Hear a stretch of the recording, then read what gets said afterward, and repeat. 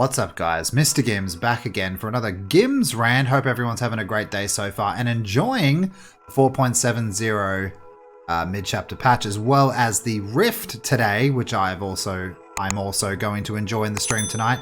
However, today I want to go over my final thoughts over the 4.70 mid-chapter patch, all the things that they've changed, all the things that they've brought in, and all the things that they've improved upon. The patch notes will be in the link description below, so if you want to follow along with me to sort of get a gist of where I am, feel free to do so. But anyway, the first thing on the list, guys, is the UI, and they have addressed a few key issues just with visualization. You can tell when you play the Doctor now, the static and the insanity meter is much more clearer, as well as Freddy in the dream state. All this stuff was really positive. It's just further changing and making it easier for people to see things. It also helps with colorblind mode and things like that, so that's really cool. Really positive so far, straight off the bat. When I played the Doctor, I did notice that some of my FPS would drop and things like that, and it would just get ridiculous sometimes, especially if you use like the blighted skin for some reason, because there's a lot going on with the outfit, I guess. But yeah, there'd be massive frame drops in certain situations. I think they have addressed this to a point. They say here, a visual update, an optimized Doctor VFX to improve performance, reduce the intensity of the glitch and madness screen effects. I think overall this has helped with some of the frame drops there. It was just getting a little bit ridiculous sometimes, and yeah, survivors would actually complain when you use the blighted Doctor skin. And yeah, I can kind of understand why. Yeah, the twins. I've talked to a lot of twins mains, and yes, believe me, they're out there. Zesty on YouTube. Check him out. But basically what they've done with this is the biggest contender of problems is the Victor's successful pounce cooldown is 5 seconds now, was 3 seconds. Basically what this is to do is to stop the massive slug that the twins can achieve, and she could achieve a good slug, I'm not going to lie. But that was her strong area, wasn't it? So why nerf it and add an extra 2 seconds onto the kick window, basically, where you can kill Victor? They've sort of changed things around and made it so Charlotte can now rotate while waking up. Great. You could already do that, but it's less janky now and a little bit better. It's not a good trade-off. So essentially, the way I see it as, it's a bit of a nerf. It's a real shame considering she's already, you know, what a lot of players would consider the bottom of the bottom in tier list concerned, but I know she's not the bottom. I know the twins are pretty good when they want to be, and, you know, depending on the player behind them. But it's just a real shame to have to just put her deeper into the dirt and make players not want to play her even more. I think this is a poor decision, and despite any feedback at all, they've still gone with the decision to keep the slug to a minimum, and that's a real shame. You can't, there's no momentum with her right now. It's quite hard to gain momentum. You're down somebody next to somebody, you lose Victor, basically. And there's nothing strategic about that. If you see a survivor, yeah, you probably should go for them. Otherwise, gens are just, you know, I don't get it. It was a dumb decision in my opinion. The Demogorgon did get quite the facelift. He's got a couple of seconds here in parameters with his undetectable, with his, you know, setting traps, traversing, how long survivors can destroy the traps. You know, a couple of little things have been tweaked here. You know, rat liver has sort of been added as base kit, well, half and half. You know, there's a lot here, but overall, I think with some of the add-ons, I've really had fun with some of the combinations. It's pretty good. I would say he's maybe a little bit better with some of the things. I don't know about the 1 extra second of undetectable, but you pair that with another add-on, and you know, it's got something, I guess. He's still a mid-range killer, and not gonna lie, that's kind of where I want Demogorgon to stay. Pretty happy with this. The Nightmare also received his rework, and again, he's still really strong. I played him a couple of times tonight and on stream.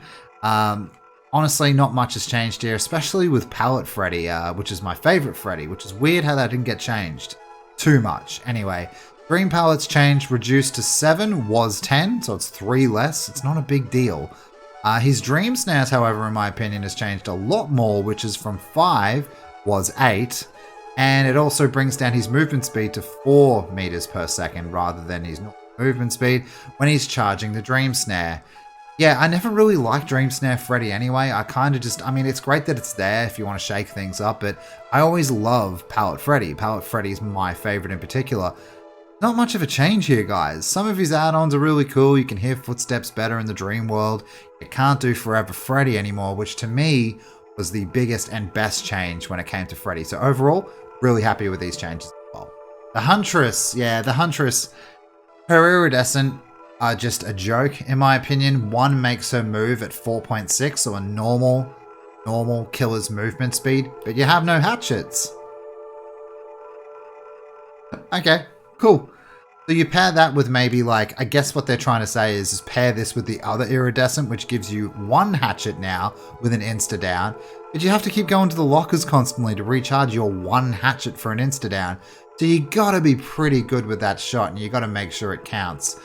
There was so many community ideas on making these iridescents better, and they went a completely lazy left field route. I just think this is crappy. She had some great changes with her add-ons in my opinion. The 90-second exhaustion is gone, which I thought was a bit ridiculous anyway. They brought it down to 5 seconds now, and believe me, it's still doable to do the same effect as that 90-second common. So I think she's pretty cool. I really like the feel of her. She's got some interesting add-ons, especially the super fast hatchets. They're really fun.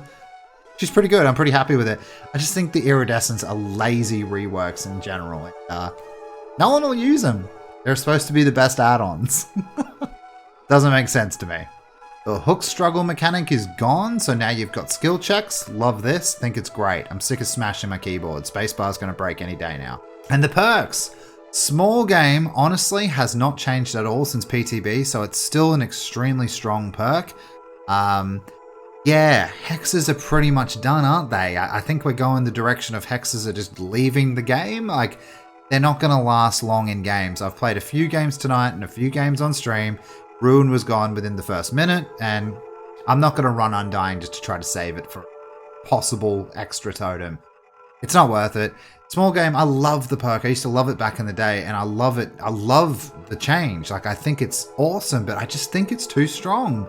What I think you should do is maybe keep small game the way it is, but maybe buff the hexes. Honestly, something needs to be done here. It's ridiculous. Lucky break.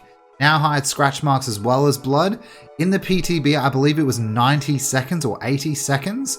They've reduced it to 45 seconds. So that's still possibly 2 escapes per survivor in a chase. Most likely 1. So it's still a lot of lost chases for the killer, and it's still extremely strong. People are really whinging about this for some reason, saying it's crap again. It's not.